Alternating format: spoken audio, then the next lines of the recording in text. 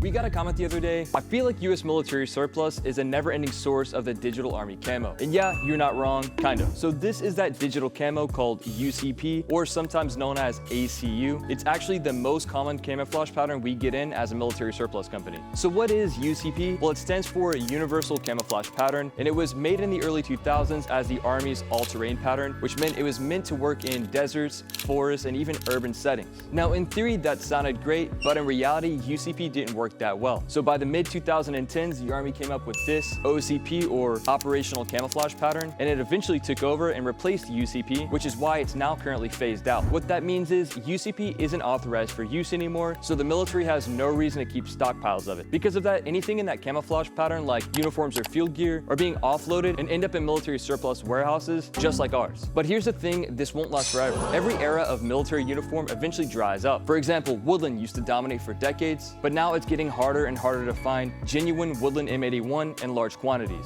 US military OD green, think about how long this used to dominate for, and now it's almost completely gone. UCP might feel endless right now, but give it time. Once it's all surplused out, it's gone. And I think that collectors will eventually look back at it the same way they look at BDU and OD green today. So will the US military still be surplusing UCP in 20 years? Who knows? But what we do know is eventually the same thing will happen with OCP. Eventually it will flood the market and people will be saying the same thing. I feel like the US military is a never-ending source of OCP. See what we did there? That's gonna be a full circle moment at Gear Rack.